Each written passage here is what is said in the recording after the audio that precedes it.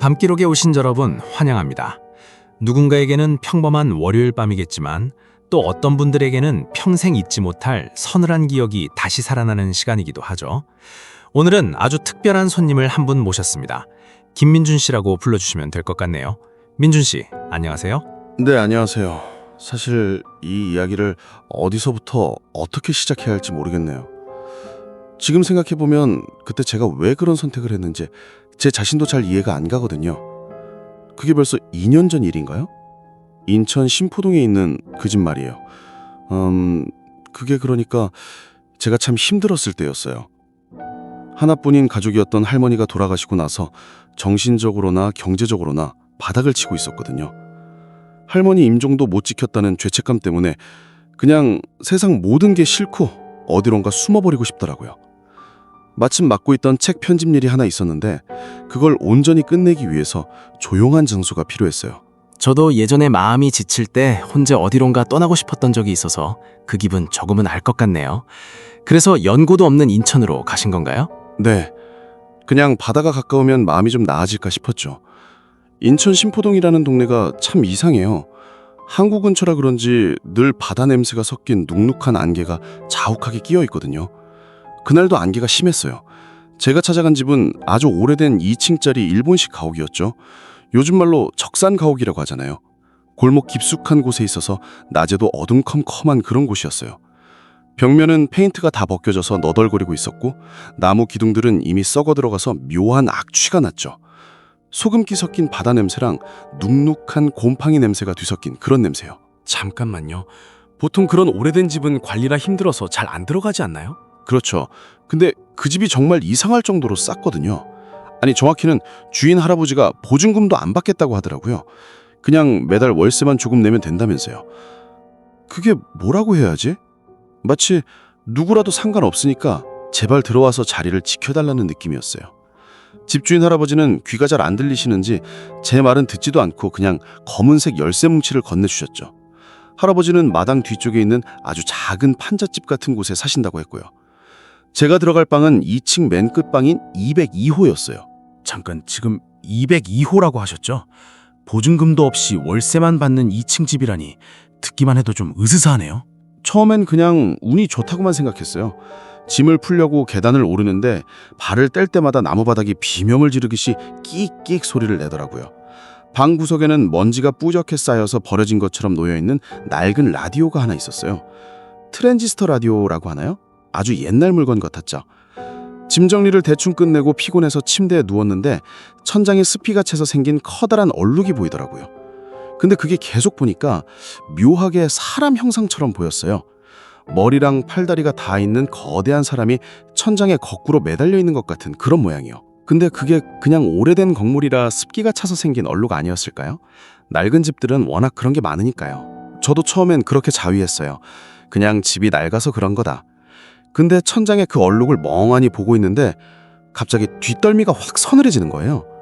에어컨을 튼 것도 아니고 분명히 창문이랑 방문은 다 잠갔는데 누군가 바로 제 뒤에서 얼음처럼 차가운 입바람을 후 하고 부는 것 같은 기분이 들었죠. 소름이 쫙 끼쳐서 몸이 굳어버렸어요. 그때였어요. 전원 코드도 꽂혀있지 않던 그 낡은 라디오에서 갑자기 지지직거리는 노이즈가 들리기 시작한 건요. 전원도 안 들어왔는데 소리가 났다고요? 네, 분명히 그랬어요. 무서웠어요, 진짜요. 진짜. 저는 그냥 기계가 오래돼서 남은 전류가 흐르나 보다 하고 억지로 눈을 감았죠. 그런데 그 지지직거리는 소음 사이로 아주 가느다란 목소리가 섞여 들어오더라고요. 웅얼거리는 것 같기도 하고 아주 멀리서 들리는 것 같기도 한데 분명히 들렸어요. 늦었어 라고요. 마치 누군가 절 보며 한탄하듯이 그렇게 말하더라고요. 늦었어 라고. 다시 확인하려고 눈을 떴을 때는 그 소리가 뚝 끊겨 있었죠. 정말 그게 제 환청이었을까요? 아직도 그 목소리가 귓가에 맴도는 것 같아요. 정확히는 그게 아니고 뭔가 시작되는 신호 같았어요. 늦었다는 그 말이요. 전원도 안 들어온 낡은 라디오에서 목소리가 들렸다니 정말 믿기 힘든 이야기네요. 늦었다는 그 말, 민준 씨한테는 어떻게 들렸나요? 그게요. 단순히 소리가 들렸다는 차원을 넘어서 누군가 제 귀에 대고 아주 차가운 입김을 후 하고 내뱉는 것 같은 기분이었어요. 너무 놀라서 심장이 입 밖으로 튀어나올 것 같았죠. 한동은 꼼짝도 못하고 이불을 머리끝까지 뒤집어 쓰고 있었어요. 밖에서 안개가 창문을 스르르 긁는 소리만 들리는데 그날 밤은 정말 1분이 1시간처럼 느껴지더라고요. 그런데 신기하게도 해가 뜨니까 그 공포가 조금씩 걷히는 거예요. 창틈으로 가늘게 들어오는 아침 햇살을 보니까 내가 어제 너무 피곤해서 헛것을 들었구나 싶었죠. 할머니 돌아가시고 신경이 날카로울 대로 날카로워진 상태였으니까요. 충분히 그럴 수 있죠. 특히 그런 낡고 조용한 적산가옥이라면 작은 소리도 크게 들렸을 테니까요.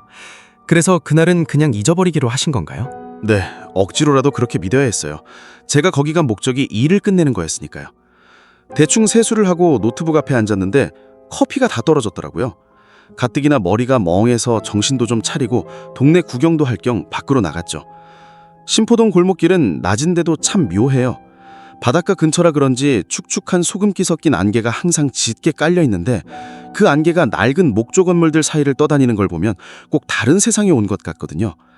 편의점에서 뜨거운 블랙커피를 사서 한 모금 마시니까 그제서야 좀 살 것 같더라고요. 쌉싸름한 맛이 혀끝을 자극하면서 정신이 좀 돌아오는 기분이었죠. 그렇게 다시 집으로 돌아왔을 때였어요. 신포동의 그 안개, 저도 예전에 가봤을 때 참 기분 묘했던 기억이 나네요. 그런데 돌아와서 무슨 일이라도 생긴 거나요? 현관문을 열고 안으로 들어서는데 발끝에 뭔가 툭 걸리는 거예요. 내려다보니까 거기에 아주 낡은 검은 고무신 한 켤레가 놓여 있었어요. 아주 가지런히, 마치 주인이 방금 벗어놓고 들어간 것처럼요. 그런데 그 신발 상태가 너무 이상했어요. 구멍이 숭숭 뚫린 낡은 고무신에는 붉은색 진흙이 잔뜩 묻어 있었는데 그 흙이 아직 마르지도 않은 채로 바닥에 뚝뚝 떨어지고 있었거든요. 분명히 제가 나갈 때는 현관이 깨끗했거든요. 검은 고무신요? 요즘 세상에 누가 그런 걸 신나요? 민준 씨 말고 다른 세입자가 있는 건 아니었죠? 네, 분명히 이 집엔 제가 혼자라고 했거든요. 너무 당황스럽고 소름이 끼쳐서 담장 너머에 있는 주인 할아버지 판잣집으로 달려갔어요.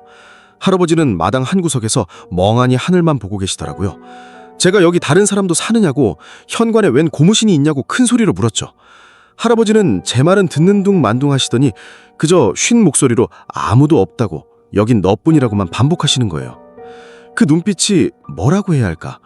마치 제가 보지 못하는 무언가를 이미 알고 있다는 듯한 무거운 눈빛이었어요. 아무도 없는데 젖은 고무신이 나타났다니 정말 이상한 일이네요. 그래서 그 신발은 어떻게 하셨어요? 도저히 찝찝해서 견딜 수가 없었더라고요. 그래서 그 신발을 집어다가 담장 밖 쓰레기 더미에 아주 멀리 던져버렸어요. 그리고는 도망치듯 제 방으로 올라왔죠. 그런데 202호 문을 열고 들어가는데 어디선가 아주 기분 나쁜 냄새가 확 풍겨오기 시작하는 거예요. 처음엔 그냥 낡은 집에서 나는 곰팡이 냄새인 줄 알았어요. 근데 그게 아니더라고요. 아주 오랫동안 썩은 물이 고여있는 지하실 냄새와 사람 손때가 찌든 낡은 옷감에서 나는 눅눅하고 불쾌한 냄새가 공기 중에 가득 찼죠. 숨을 들이마실 때마다 목구멍이 따끔거릴 정도로 악취가 심해지는데 정말 속이 뒤집힐 것 같았어요. 갑자기 그런 냄새가 진동했다고요? 어젯밤엔 그런 냄새가 안 났잖아요. 네, 마치 누군가 제 방에서 오랫동안 썩어간 것처럼요. 그 냄새에 취해서 정신이 혼미한데 갑자기 복도 끝에서 소리가 들렸어요. 끼, 끼. 아주 천천히 그리고 무겁게 나무바닥이 눌리는 소리요. 누군가 젖은 신발을 신고 느릿느릿 제가 있는 방 쪽으로 걸어오고 있었어요. 202호 문 앞까지 그 소리가 다가왔을 때 저는 공포에 질려서 화장실로 뛰어들어가 문을 잠갔어요. 변기를 붙잡고 속에 있는 걸 다 개워냈는데 정말 눈물 콧물이 다 나오더라고요. 한참을 토하다가 겨우 진정하고 고개를 들었는데 거울에 비친 제 안색이 정말 시체처럼 창백했어요. 온몸에 힘이 다 빠져서 그대로 타일바닥에 주저앉아버렸죠. 냄새는 점점 더 독해지고 복도에서는 그 기괴한 발자국 소리가 멈추지 않고 계속 제 주변을 맴돌았습니다. 화장실 문 밖에서 누군가 나를 기다리며 서성이는 그 소리, 상상만 해도 온몸에 소름이 돋네요. 민준 씨, 그래서 결국 문을 열어보셨나요? 아니면 그 소리가 멈출 때까지 계속 거기 숨어 계신 건가요? 제가 무슨 용기가 있다고 그걸 열어봤겠어요. 그냥 변기 옆에 구부정하게 앉아서 숨소리조차 내지 않으려고 입을 틀어 막았죠. 한참 동안 끼익끼익거리는 그 나무바닥 눌리는 소리가 화장실 문 주위를 맴돌았어요. 그러다 어느 순간 갑자기 정막이 찾아왔어요. 폭풍이 지나간 것처럼 고요해지는데 오히려 그 정적이 더 무섭게 느껴졌죠. 겨우 용기를 내서 문고리를 돌리고 밖으로 나갔을 때는 복도엔 아무도 없더라고요. 하지만 그 기분 나쁜 냄새, 그 눅눅하고 비린내 섞인 온기는 여전히 어둠 속에 무겁게 가라앉아 있었습니다. 저는 정신없이 제 방인 202호로 뛰어들어가 문을 잠그고 빗장까지 걸어 잠갔습니다. 정말 다행이네요. 그래도 방 안으로 무사히 피신하셨으니까요. 하지만 그런 일을 겪고 나서 그 집에서 계속 지내기가 쉽지 않았을 것 같은데요. 말도 마세요. 당장이라도 짐 싸서 나가고 싶었죠. 그런데 제가 처한 형편이 그놈의 보증금도 없는 싼 방세가 발목을 잡았죠. 당장 갈 곳도 없고 마감해야 할 프로젝트는 산처럼 쌓여 있었으니까요. 그래서 스스로를 세뇌시키기 시작했어요. 이건 다 기분 탓이다. 내가 너무 예민해서 헛것을 보고 들은 거다. 그렇게 억지로 마음을 다잡으며 이틀째 밤을 맞이했습니다. 이번에는 절대 소리에 휘둘리지 않겠다고 다짐하고 노트북 전원을 켰어요. 그리고 노이즈 캔슬링 헤드폰을 최대 볼륨으로 키워서 귀에 밀착시켰죠. 세상과 완전히 단절된 채 일에만 집중하려고요. 그런데 이번에는 소리가 아니라 다른 곳에서 신호가 오더라고요. 소리가 아니면 촉각이나 시각적인 거였나요? 그러니까 헤드폰을 쓰고 있어서 귀는 먹먹한데 발바닥 끝에서 아주 미세한 진동이 느껴지기 시작했어요. 처음엔 근처 항구에서 큰 배가 들어오느라 지면이 울리는 줄 알았거든요. 근데 그게 아니더라고요. 규칙이 있었어요. 똑똑똑. 맞아요. 제가 군대에서 통신병으로 복무했었거든요. 그래서 그 리듬을 모를 수가 없었죠. 누군가 바닥 아래에서 살려달라고, 자기 좀 여기서 꺼내달라고 아주 필사적으로 구조 요청을 보내는 것 같았어요. 제 심장 박동이 그 리듬에 맞춰서 마구 뛰기 시작했는데 그때 갑자기 천장에 달린 구식 전구가 파르르 떨리더라고요. 필라멘트가 타는 찌릿찌릿한 냄새가 나면서 전등이 깜빡거리는데 그것도 그냥 깜빡이는 게 아니었어요. 바닥 아래에서 들려오는 그 SOS 신호랑 똑같은 박자로 빛이 명멸하고 있었죠. 일정한 리듬에 맞춰 방안이 밝아졌다 어두워졌다 하는데 그 찰나의 순간마다 방 구석구석에 드리운 그림자들이 마치 살아있는 생물처럼 기괴하게 팽창했다 수축했다를 반복하더라고요. 세상에, 청각에 이어 시각까지. 그건 정말 환각이라고 하기엔 너무나 정교한 공포네요. 민준 씨, 그 상황에서 도대체 어떻게 견디신 거예요? 견디는 게 아니라 그냥 굳어버린 거죠. 무엇보다 저를 가장 미치게 만든 건 시선이었어요. 분명히 방 안에는 저 혼자뿐인데 정면이 아니라 저 뒤쪽 어두컴컴한 방구석 어딘가에서 누군가 저를 아주 뚫어지게 쳐다보고 있다는 게 느껴졌어요. 그게 단순히 무섭다는 감정을 넘어서 따가운 시선이 제 뒤통수를 뚫고 들어오는 것 같은 아주 선명한 압박감이었거든요. 전등이 깜빡일 때마다 그 시선이 조금씩 더 가까워지는 것 같아서 도저히 고개를 돌릴 엄두가 나지 않았어요. 땀이 비오듯 쏟아지고 손끝이 덜덜 떨리는데 갑자기 제 발밑에 있던 낡은 나무 바닥재가 서서히 들썩거리기 시작했습니다. 바닥이 들썩거린다뇨? 거긴 방공호 입구였잖아요. 분명히 두꺼운 판자로 막고 못질까지 촘촘하게 되어 있었다면서요. 네, 분명히 그랬죠. 10수개가 넘는 녹슨 대못들이 박혀 있었거든요. 그런데 그 대못들이 하나둘씩 징그럽게 비틀리면서 위로 솟아오르기 시작했어요. 끽, 끽. 쇠가 나무를 찢고 올라오는 그 날카로운 소리가 헤드폰을 뚫고 뇌를 찌르는데 바닥 아래에서 누군가 어깨로 그 무거운 널빤지를 들어올리려고 필사적으로 몸부림치는 것 같았습니다. 마치 오랫동안 갇혀있던 존재가 제가 여기 있다는 걸 알고 기어코 밖으로 나오려는 것처럼요. 저는 비명조차 지르지 못한 채 거실 구석으로 물러났고 제 시선은 바닥의 큼지막한 틈새 사이로 뻗어나오는 시커먼 어둠에 완전히 고착되어 버렸습니다. 정녕 그 아래에서 무엇이 올라오고 있는 걸까요? 어둠 속에서 시커먼 구멍이 열리고 그 안에서 뭔가가 올라오려 한다니 정말 숨이 턱 막히네요. 민준 씨, 그 순간에 도대체 어떻게 하셨나요? 설마 그 구멍을 들여다보신 건 아니죠? 아니요, 도저히 그럴 엄두가 안 났어요. 그냥 공포에 질려서 현관문을 박차고 마당으로 뛰어나갔습니다. 신발도 제대로 못 신고 맨발로요. 차가운 흙바닥을 밟으면서 정신없이 뒷마당에 있는 주인 할아버지 천막으로 달려갔죠. 이 상황을 말해야 한다. 당장 경찰을 부르든 뭐라든 해야 한다는 생각뿐이었거든요. 그런데 천막 문을 열었을 때 저는 제 눈을 의심했어요. 설마 할아버지께 무슨 일이라도 생긴 건가요? 있어야 할 사람이 없었어요. 아니, 사람이 없었다기보다 아예 아무도 살지 않았던 공간 같았죠. 어제까지만 해도 할아버지가 끓이던 찌개 냄새가 나고 낡은 라디오가 틀어져 있었는데 그날 밤 본 천막은 싸늘하게 식은 채 먼지만 가득했어요. 거미줄이 여기저기 쳐져 있고 바닥에는 쥐똥 같은 것들이 굴러다니더라고요. 마치 수십 년 동안 버려진 폐가 같았죠. 저는 제가 미쳐가는 건가 싶어서 뒷걸음질을 치다가 다시 202호로 돌아올 수밖에 없었습니다. 밖은 안개자욱한 인천 거리에서 혼자 고립되신 거네요. 다시 그 집으로 돌아가는 발걸음이 얼마나 무거우셨을까요? 방 안으로 들어왔는데 온도 자체가 달라져 있었어요. 입을 벌리니까 하얀 입김이 몽글몽글 피어오르더라고요. 지금이 가을인데 마치 한겨울 냉동고 안에 들어와 있는 것 같은 소름 끼치는 추위였죠. 너무 추워서 몸이 덜덜 떨리는데 코끝으로 아주 고약한 냄새가 훅 끼쳐왔어요. 어제 사다 둔 빵이랑 우유가 생각나서 식탁 쪽을 봤거든요. 그런데 하얀 우유팩이 빵빵하게 부풀어 올라서 터지기 직전인데다 그 틈새로 누런 액체가 흘러나오고 있었어요.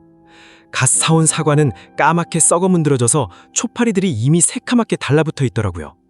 단 하룻밤 만에, 아니 제가 마당에 나갔다 온 그 짧은 시간 만에 모든 음식이 썩어버린 거죠. 음식이 고작 몇 분 만에요? 그건 정말 자연적인 현상이라고는 볼 수 없겠는데요? 그때였어요. 구석에 퍼박혀 있던 그 낡은 라디오에서 지직거리는 소리가 나기 시작하더라고요. 전원도 안 꽂혀 있고 배터리도 없는 그 고물 라디오가요. 처음에는 그냥 잡음인 줄 알았는데 서서히 어떤 소리가 선명해지는데 그건 사람이 내는 소리였어요. 아주 깊은 땅속바닥 밑바닥에서부터 쥐어짜내는 듯한 여자의 울음소리요. 아이고 아이고 하면서 곡을 하듯이 우는데 그 애끓는 목소리를 듣는 순간 가슴이 덜컥 내려앉았더라고요.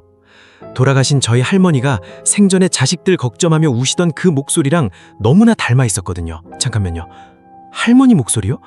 민준 씨가 평소에 죄책감을 느끼고 계시던 그 대상이잖아요. 맞아요. 그 울음소리가 제 죄책감을 날카로운 송곳으로 후벼 파는 것 같았어요. 민준아, 나 좀 살려줘. 너무 춥다. 배가 너무 고파. 라디오에서 들려오는 그 환청 같은 목소리에 홀린 듯이 거실 한복판으로 걸어갔습니다. 정신을 차려보니 제 손엔 어느새 묵직한 망치가 들려 있더라고요. 바닥 아래에서 울려 퍼지는 그 비참한 흐느낌을 멈춰야 한다. 이 사람들을 여기서 꺼내야만 한다. 그런 생각에 눈물이 앞을 가려 보이지도 않았는데 저는 무작정 바닥에 박힌 녹슨 대못들을 망치 뒷날로 하나씩 뽑아내기 시작했습니다. 끽, 끽, 살점이 찢겨나가던 듯한 비명이 바닥재 사이에서 터져 나왔지만 저는 멈출 수 없었어요. 민준 씨, 안 돼요. 그게 함정일 수도 있잖아요. 그 밑에 무엇이 있는지 알고 그걸 여수는 건가요? 그때 저는 제정신이 아니었어요.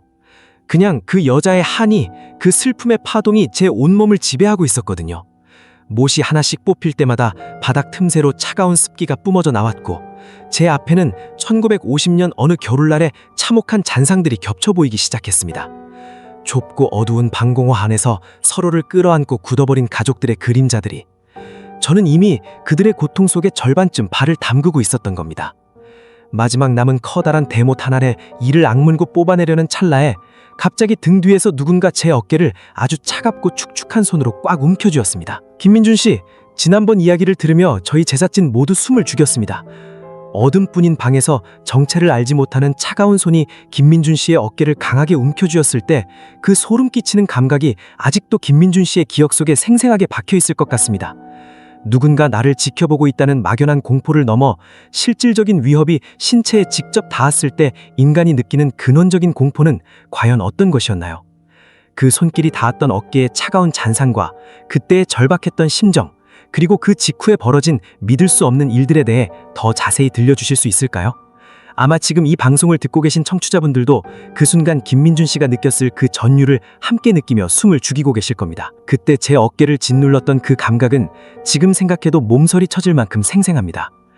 단순히 차가운 게 아니라 마치 시체 보관실에 있던 얼음 덩어리가 제 살점을 파고드는 것 같은 통증이 느껴졌어요. 저는 비명을 지를 기운조차 없이 간신히 고개를 돌려 뒤를 확인했습니다. 하지만 그곳에는 아무도 없었습니다. 텅 빈 공기만이 저를 비웃듯 정적 속에 머물러 있었죠. 저는 본능적으로 직감했습니다. 이곳에 더 머물다가는 제 목숨이 위태로울 것이라는 사실을요. 저는 미친 듯이 옷장에 있던 캐리어를 끌어내 짐을 싸기 시작했습니다. 손이 덜덜 떨려서 옷가지들이 바닥에 나동그라졌지만 상관없었습니다. 그런데 제가 바닥에 내려놓았던 캐리어가 갑자기 스리를 움직이더니 침대 밑에 어둠 속으로 빨려 들어갔습니다. 당황한 저는 캐리어 손잡이를 낚아챘지만 침대 밑에서 뻗어나온 수많은 창백한 손들이 캐리어를 안으로 더 세게 잡아당기고 있었습니다. 그 작은 손들이 내는 힘은 도저히 사람이 낼 수 있는 게 아니었습니다. 저는 버티고 버티다 결국 중심을 잃고 바닥으로 고꾸라졌습니다. 바닥에 머리를 부딪히는 순간 제 온몸의 신경이 마비된 것처럼 굳어버렸습니다. 소리로만 듣던 가위 눌림이 시작된 것이죠. 바닥의 냉기가 등줄기를 타고 뇌까지 스며드는 기분이었고 공포에 의해 솟아난 식은땀이 온몸을 적셨습니다. 면 티셔츠가 땀에 젖어 차가운 장판 바닥에 쩍쩍 달라붙는 그 소름 돋는 소리가 제 귀 옆에서 선명하게 울렸습니다. 입을 벌려 도움을 요청하고 싶지만 턱물 근육은 돌처럼 굳어 움직이지 않았습니다. 그때 침대 밑에 검은 틈새에서 하얀 머리통들이 하나둘씩 꾸물거리며 기어나오기 시작했습니다. 아이들이었습니다. 한두 명도 아니고 8명의 아이들이 기괴한 관절 소리를 내며 제 몸쪽으로 다가왔습니다. 아이들은 희희거리는 소름 끼치는 웃음소리를 내며 제 다리부터 배 위로 차례대로 올라왔습니다. 쇳소리가 섞인 거친 숨소리가 제 목덜미를 간지럽혔고 아이들의 창백하고 마른 손가락들이 제 목을 천천히 훑어내리는데 그 무게가 마치 수십 킬로그램의 납덩이가 가슴을 짓누르는 것 같았습니다. 숨을 들이쉴 때마다 갈비뼈가 으스러지는 듯한 통증이 밀려왔고 저는 산소가 부족해 머릿속이 하얗게 변해갔습니다. 아이들의 눈은 초점이 없었고 피부는 물에 오래 부른 것처럼 푸르스름했습니다. 그중 제 가슴 위에 가장 무겁게 앉아있던 아이가 제 뺨에 차가운 얼굴을 바짝 들이밀었습니다. 아이의 눈에는 흰자위만 가득했고 입을 열 때마다 썩은 물 비린내가 진동했습니다. 그 아이가 제 귓가에 입술을 대고 아주 가느다란 목소리로 속삭였습니다. 이제 아저씨 차례야. 여기서 영원히 우리랑 같이 놀자. 우리 엄마가 아저씨를 정말 좋아할 거야. 그 목소리는 뇌 전체를 울리는 기괴한 진동처럼 느껴졌고 저는 공포에 질려서 눈을 감으려 했지만 아이들의 날카로운 손가락들이 제 눈꺼풀을 억지로 벌렸습니다. 이제 저는 그들과 함께 침대 밑으로 끌려갈 직전이었습니다. 잠깐만요, 민준 씨. 그 아이들이 눈꺼풀을 억지로 벌리고 침대 밑으로 당장이라도 끌고 가려 했다뇨? 듣는 것만으로도 온몸에 피가 거꾸로 솟는 기분입니다. 그 칠흑 같은 어둠 속에서, 그리고 그 기괴한 아이들의 손길 사이에서 도대체 어떻게 빠져나오신 건가요? 날이 밝을 때까지 그 지옥 같은 가위 눌림을 계속 버티신 건가요? 아니면 어떤 기적적인 일이라도 일어난 건지 그 긴박했던 순간의 끝이 너무나 궁금합니다. 어떻게 그 상황을 벗어났는지 지금 돌이켜봐도 기억이 듬성듬성 끊겨 있습니다. 정신은 유리알처럼 맑은데 몸만 거대한 바위에 눌려 죽어있는 그 기분은 정말 미치기 직전의 고통이었죠. 제 가슴 위를 짓누르던 아이들의 체온이 마치 시장에 내다버린 썩은 생선 조각처럼 차갑고 비릿했던 감각만은 뇌리에 박혀 있습니다. 그러다 창밖에서 아주 희미하게, 정말 아주 먼 곳에서 들려오는 배고동 소리였는지 아님 이른 새벽의 찻소리였는지 모를 진동이 느껴졌습니다. 그 찰나에 마법처럼 몸에 힘이 돌아오더군요. 손가락 끝이 미세하게 떨리기 시작하더니 돌처럼 굳어있던 혀가 풀리고 막혔던 숨이 한꺼번에 터져나왔습니다. 저는 아이들이 사라진 텅 빈 방바닥에 엎드려 한참을 헐떡였습니다. 온몸이 땀으로 범벅이 되어 차가운 장판에 쩍쩍 달라붙는 그 소름 끼치는 느낌이 너무나 혐오스러웠습니다. 방 안의 공기가 너무 무겁고 탁해서 도저히 한순간도 더 머물 수가 없었습니다. 저는 비틀거리는 다리로 간신히 몸을 일으켜 화장실로 향했습니다. 복도를 지날 때 제 발소리가 평소보다 훨씬 크게, 마치 복도 끝에서 다른 누군가가 제 걸음에 맞춰 걷는 것처럼 기괴하게 울리더군요. 머릿속에서는 이명이 들리고 세상이 미세하게 흔들리는 것 같았습니다. 화장실 문을 열자마자 세면대 옆에 서서 가장 뜨거운 물을 틀었습니다. 이 몸서리 쳐지는 오한과 아이들이 남긴 비릿한 냄새를 어떻게든 씻어내야 했거든요. 낡은 배관에서 터져나오는 뜨거운 김이 욕실 안을 빠르게 채우기 시작했고 저는 고개를 숙인 채 계속해서 얼굴에 물을 끼얹었습니다. 뜨거운 물이 살갗을 자극했지만 오히려 그 통증이 제가 살아있다는 것을 증명해주는 것 같아 멈출 수 없었습니다. 그러다 문득 고개를 들어 거울을 봤습니다. 이미 뜨거운 수증기 때문에 거울은 하얗게 밀어내서 제 얼굴조차 보이지 않는 상태였죠. 그런데 제 시선이 머무는 그 하얀 안개 속에서 갑자기 믿을 수 없는 일이 벌어졌습니다. 누군가 보이지 않는 손가락으로 거울 안쪽에서 겉면을 닦아내는 것 같았습니다. 슥, 슥 하고 유리를 긁는 소름 끼치는 마찰음이 들리면서 하얀 성에 위에 글자가 새겨지기 시작했습니다. 하지 마. 그리고 그 옆에 열어줘 라는 글자가 뒤집힌 채로 선명하게 드러났습니다. 거울 너머에 누군가 숨어 있다가 저에게 직접 눈을 맞추며 간절하게 호소하는 것 같은 공포가 몰려왔습니다. 소리를 지르고 싶었지만 목소리는 이미 쉰 소리밖에 나오지 않았습니다. 그 글자를 확인하는 순간 제 양어깨 위로 갑자기 말도 안 되는 무게감이 느껴졌습니다. 마치 보이지 않는 거대한 납덩이가 제 어깨를 타고 올라와 목을 조르는 것 같은 압박이었습니다. 무릎이 꺾일 정도로 무거웠고 제 뼈마디가 비명을 지르는 소리가 들리는 것 같았죠. 숨을 가쁘게 내쉬며 비틀거리는 발밑을 내려다보려는데 바닥 아래에서 끼익 끼익 하고 날카로운 소리가 울려 퍼졌습니다. 누군가 손톱으로, 아니 아주 딱딱하고 날카로운 뼈 조각 같은 것으로 거실 바닥재를 미친 듯이 긁어대는 소리였습니다. 그 소리는 화장실 타일을 타고 제 발바닥까지 선명한 진동으로 전해져 왔습니다. 저는 공포에 질려 화장실을 뛰쳐나왔습니다. 그런데 거실 한가운데 서는 순간 콰득 하는 고막을 찢는 듯한 소리와 함께 제 발밑에 나무 판자가 수천 조각으로 박살나며 무너져 내리기 시작했습니다. 저는 아래로 추락하지 않으려고 비명을 지르며 본능적으로 벽을 붙잡았습니다. 발밑은 이미 시커먼 구멍이 뚫린 것 같고 그 깊은 어둠 속에서 수만 개의 칭백한 손들이 저를 향해 아우성치며 뻗어 올라오는 게 보였어요. 하지만 제가 눈을 질끈 감았다가 다시 떴을 때 바닥은 너무나 멀쩡했습니다. 아무 일도 없었다는 듯이 원래의 낡고 매끄러운 목재바닥 그대로였죠. 극도의 공포가 만들어낸 환각이었던 겁니다. 하지만 제 다리는 이미 후들거려서 힘이 하나도 없었고 저는 그대로 차가운 복도 벽에 기대어 주저앉아 볼 말았습니다. 정신은 피폐해졌고 몸은 더 이상 제 마음대로 움직이지 않았습니다. 그저 그 자리에서 거친 숨만 몰아쉴 뿐이었습니다. 환각이었다니 그나마 다행이라고 해야 할까요? 하지만 그 상황에서 바닥이 멀쩡해 보였다고 해서 결코 안심할 수는 없었을 것 같습니다. 정신은 피폐해질 대로 피폐해졌고 몸은 움직이지 않는데 그 적막한 복도에서 혼자 그 공포를 감당하셔야 했다니요. 그 다음에는 어떻게 하셨나요?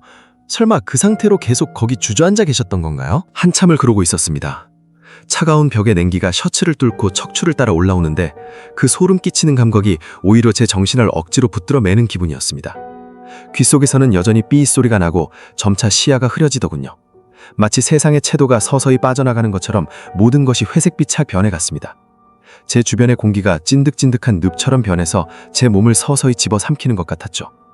그렇게 한참을 멍하니 벽에 머리를 기대고 있는데 옆구리 쪽에서 뭔가 딱딱하고 거친 감각이 느껴졌습니다. 벽지가 습기 때문에 들떠서 너덜거리던 곳이었는데 그 틈새에 말린 종이 뭉치 같은 게 보였습니다. 저는 홀린 듯이 손을 뻗어 끝옷을 끄집어냈습니다. 아주 낡은 곰팡이 냄새가 코를 찌르는 갈색 가죽 수첩이었습니다. 오래된 먼지가 풀풀 나는데 그 냄새가 묘하게 사람의 살이 썩는 내 같아서 비위가 뒤집혔습니다. 떨리는 손으로 첫 장을 넘겼을 때 제 심장은 그대로 멎은 줄 알았습니다. 그건 이 집 주인의 일기였습니다. 삐뚤삐뚤한 글씨체로 1950년 겨울의 기록들이 빼곡히 적혀 있었죠. 피란을 가지 못한 이웃들이 우리 집 아래 방공호에 들어갔다. 비단과 금부치를 한 보따리 들고 있었다. 그 문장이 제 눈에 들어오는 순간 갑자기 주방 쪽에서 쨍그랑 하고 요란하게 접시 깨지는 소리가 들렸습니다. 아무도 없는 주방에서 찬장이 통째로 흔들리며 그 안에 있던 낡은 사기 그릇들이 바닥으로 쏟아내려온 겁니다. 저는 비명을 지르며 수첩을 바닥에 떨어뜨렸습니다. 그런데 그 순간 제 눈앞에 믿기 힘든 일이 벌어졌습니다. 그릇들이 깨진 주방 바닥뿐만 아니라 거실의 낡은 나무 판자 사이사이에서 검붉은 액체가 울컥울컥 솟아오르기 시작했습니다. 피였습니다. 아주 진하고 비릿한 쇠냄새를 풍기는 피가 바닥 전체를 적시며 제가 앉아있는 곳까지 밀려왔습니다. 그 피가 바닥에 떨어진 수첩의 종이들을 하나둘씩 붉게 물들이는데 그 글씨들이 살아 움직이는 것처럼 제 머릿속을 파고들었죠. 그놈들이 욕심이 나서 입구를 모래주머니로 막아버렸다. 안에서 울부짖는 소리가 사흘 밤낮을 이어졌다. 저는 그 내용을 읽으며 온몸이 부르르 떨렸습니다. 이 집이 왜 비어있었는지, 왜 그토록 소름 끼치게 조용했는지 그제서야 모든 게 이해가 되더군요. 하지만 그 깨달음과 동시에 제 목 주변에 아주 가늘고 질긴 뭔가가 감기는 느낌이 들었습니다. 마치 보이지 않는 밧줄처럼 제 목을 옥죄어 오는데 숨이 턱 막히면서 얼굴이 터질 듯이 뜨거워졌습니다. 저는 두 손으로 목을 부여잡고 허우적거렸지만 잡히는 건 아무것도 없었습니다. 그 무형의 밧줄이 저를 바닥으로 질질 끌고 가기 시작했습니다. 방공호 입구가 있는 그 겹겹이 못질되어 있던 거실 한가운데로요. 바닥의 피 때문에 몸이 미끄러지면서 저는 속수무책으로 끌려갔습니다. 딩등에서 제 뼈가 바닥에 부딪히는 난 둔탁한 소리가 공포스럽게 울려 퍼졌고 제 손톱은 바닥을 지탱하려다 나뭇가시에 찔려 피투성이가 됐습니다. 하지만 그 무형의 힘은 멈추지 않았습니다. 저를 그 어둠컴컴한 구덩이 속으로 집어삼키려는 듯이 말이죠. 세상에, 주인 할아버지가 그런 짓을 저지른 사람이었다니요. 비명을 듣고도 입구를 막아버렸다니 상상만 해도 끔찍합니다. 민준 씨, 지금 그 보이지 않는 힘에 끌려 그 못질된 방공호 입구까지 가셨나요? 숨이 막히는 와중에도 그 바닥 아래에 뭐가 있을지 짐작이 가서 더 무서우셨을 것 같아요. 그 다음에는 어떻게 되셨나요? 거기서 빠져나오신 건가요? 아니요, 빠져나오기는커녕 제 인생에서 가장 비현실적인 순간이 시작됐습니다. 목을 조이는 그 무형의 밧줄이 저를 바닥으로 짓누르는데 갑자기 제 고막이 찢어질 것 같은 압력이 느껴졌습니다. 귀가 먹먹해지면서 주변의 모든 소리가 웅웅거리면서 어지러움이 파도처럼 밀려왔고 제가 등 뒤로 느끼고 있던 그 단단한 220의 나무 판자가 갑자기 질척거리는 진흙처럼 흐물흐물하게 녹아내리는 기분이었어요. 그 느낌을 뭐라고 해야 할까요? 아주 시리고 축축한 늪에 빠지는 기분이었어요. 고개를 들어 벽을 봤는데 현대식 벽지들이 마치 죽은 동물의 허물처럼 너덜너덜하게 벗겨져 내리더군요. 그 뒤로 드러난 건 시멘트가 아니라 시커먼 흙과 썩은 나무 판자들이었습니다. 제가 알던 방은 이미 사라졌고 공간 자체가 일그러지며 제 몸을 밑으로 아주 깊은 밑바닥으로 빨아들이고 있었습니다. 말 그대로 추락이었습니다. 쿵 하는 소리와 함께 제 등이 딱딱한 흙바닥에 떨어졌는데 갈비뼈가 비명을 지르는 것 같았더군요. 간신히 눈을 떴을 때 제 코끝을 찌른 건 70년 동안 묵혀내온 것 같은 지독한 시체 썩는 내와 눅눅한 곰팡이네였습니다. 사방은 칠흑 같은 어둠이었는데 위쪽에서 희미하게 비치는 빗줄기를 보니 제가 거실 바닥 아래 그 좁고 습한 방공호 안으로 떨어졌다는 걸 깨달았습니다. 그때였습니다. 어둠 속에서 소리가 들려오기 시작했어요. 한 사람의 목소리가 아니었습니다. 수십, 아니 수백 명의 사람들이 한꺼번에 지르는 비명소리가 귀를 파고들었죠. 살려달라는 울부짖음, 억울하다는 통곡 소리들, 그리고 손톱으로 벽을 긁어대는 듯한 그 금속적 소음들이 제 머릿속을 헤집어 놓았습니다. 마치 1950년의 그 비극적인 시간이 이 좁은 굴 속에 그대로 갇혀서 소용돌이 치고 있는 것 같았어요.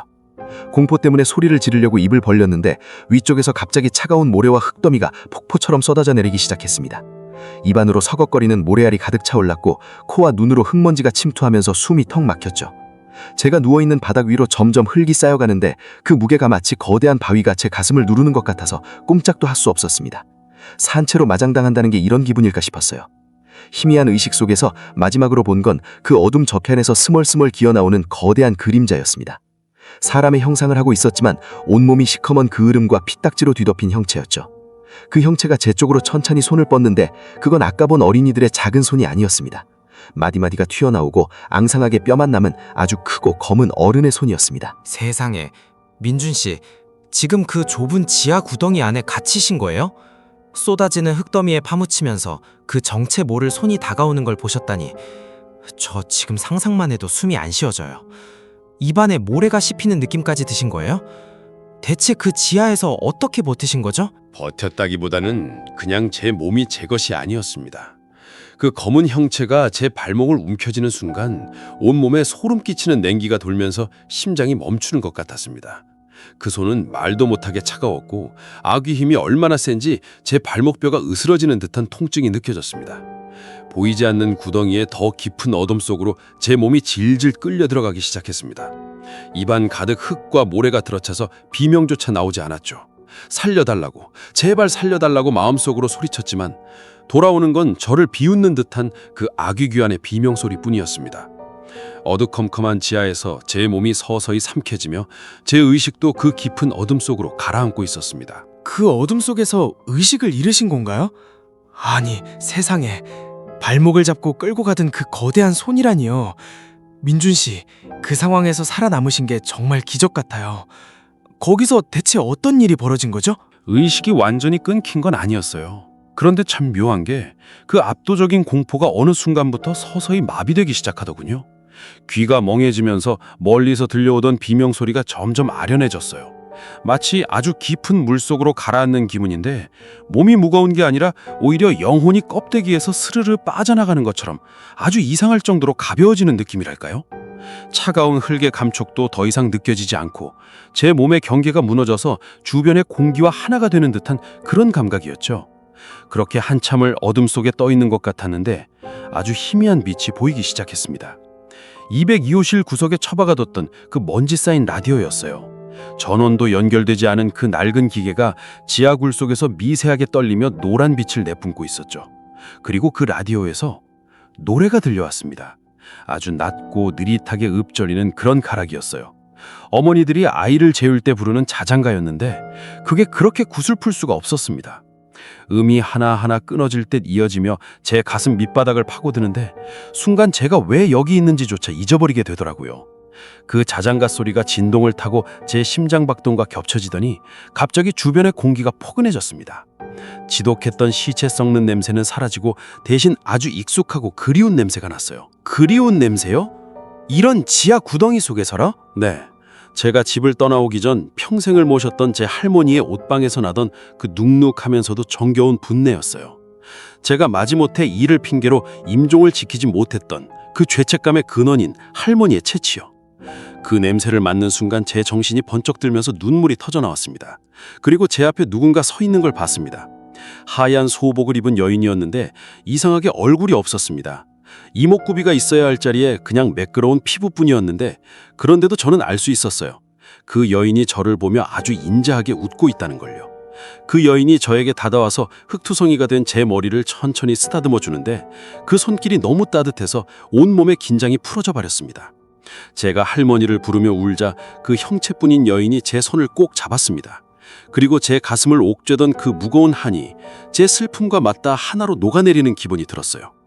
한참을 그렇게 제 눈물을 닦아주던 여인이 제 손바닥 위에 무언가 묵직한 것을 올려놓았습니다. 여인이 준 게 물건인가요? 아주 오래된 녹이 쓸대로 쓸어버린 쇠덩이 열쇠였습니다. 여인이 제 손을 꼭 쥐어주며 손가락으로 위쪽을 가리키더군요. 방호고의 천장, 그러니까 70년 동안 굳게 닫혀있던 그 입구를요. 그 여인의 목소리가 머릿속으로 울려 퍼졌습니다. 아니, 이건 목소리라기보단 마음속으로 스며드는 울림 같았어요. 가거라, 내 아들아, 가거라 라고요. 그 한마디에 제 영혼이 다시 육체 속으로 강렬하게 빨려 들어가는 충격이 느껴졌습니다. 눈을 떴을 때는 이미 해가 중천에 떠 있었습니다. 거실 한복판에 대자로 뻗어 있었는데 입안에 흙자갈이 씹히고 온몸이 물을 먹은 솜처럼 무거웠어요. 그런데요, 왼쪽 손바닥이 너무 아파서 손을 펴보니 아까 그 여인이 건네주었던 그 녹슬고 차가운 쇠덩이 열쇠가 제 살을 파고들 정도로 꽉 쥐어져 있더라고요. 꿈이 아니었던 거죠. 저는 그 길로 망치를 들고 와서 202호실 거실 바닥에 그 단단한 못들을 전부 뽑아버렸습니다. 평소라면 엄두도 못 냈을 텐데 그때는 어떤 힘이 솟아났는지 모르겠어요. 겹겹이 닫혀있던 나무 판자를 드러내자 그 아래 정말로 낡은 철문이 하나 나타났습니다. 그리고 그 여인이 준 열쇠를 꽂아 돌렸더니 70년의 세월을 비웃기라도 하듯 아주 부드럽게 돌아가더군요. 아, 그 안의 풍경이요? 경찰이 오고 조사가 시작되면서 알게 된 사실인데 그 좁은 방호고 안에서 유골 4구가 발견됐습니다. 신집능자랍게 깊숙한 곳에는 당시 금부티들과 장신구들이 그대로 남아 있었고요. 그 원한의 실체는 전쟁이 아니라 이웃의 탐욕이었던 겁니다.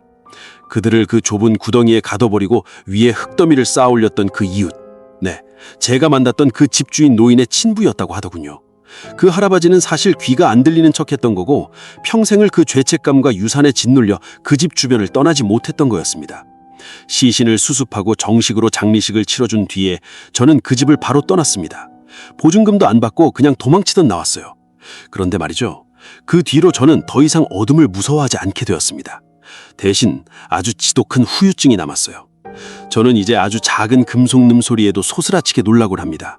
열쇠가 자물쇠에 들어가는 소리, 창문이 잠기는 소리, 그런 소리를 들을 때마다 제 귀에서 아련하게 그 자장가 소리가 들려오는 것 같거든요. 그리고 지금도 가끔 거울을 보면 제 어깨 너머로 얼굴이 보이지 않는 여인이 서 있는 것 같은 착각이 듭니다. 그게 공포라기보다는 마치 저를 여전히 자기 자식으로 생각해서 지켜보고 있는 것 같은 묘한 기분이죠. 가끔은 그 집에 그 비어있는 공간이 그립기도 합니다.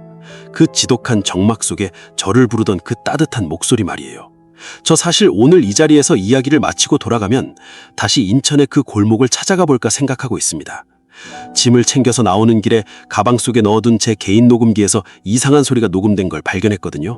분명히 꺼져 있었는데 지지직거리는 소음 사이로 아주 작게 웃음소리가 들려오더라고요. 그러니까 삼촌, 나중에 또 놀러와요 라고 하는 것 같은 그런 아이들의 목소리가요. 어쩌면 그 집은 아직도 주인을 기다리고 있는 걸지도 모르겠습니다. 네. 결국 사람은 떠나가도 그 공간에 맺힌 누군가의 간절한 마음은 결코 흩어지지 않는 법인가 봅니다. 우리가 머무는 집의 벽지가 유독 독특하거나 이유 없이 바닥이 구덕거린다면 그건 어쩌면 누군가 우리에게 건네는 마지막 인사가 아닐까 하는 생각이 드네요. 씻기지 않는 한은 그토록 깊고 차가운 법이니까요. 오늘 민준 씨가 들려주신 그 비어있는 집의 기록은 여기까지입니다. 당신이 잠든 방의 문 아래 혹은 침대 밑 그 어두운 틈새에도 당신의 온기를 기다리는 누군가가 있을지도 모릅니다. 세상의 모든 기이하고 슬픈 흔적들을 기록하는 곳, 밤기록. 오늘 밤은 조금 더 일찍 불을 끄고 당신 곁에 있는 그 존재의 목소리에 귀를 기울여 보시기 바랍니다. 밤기록이었습니다. 그럼 오늘 밤은 뒤를 돌아보지 말고 주무시길.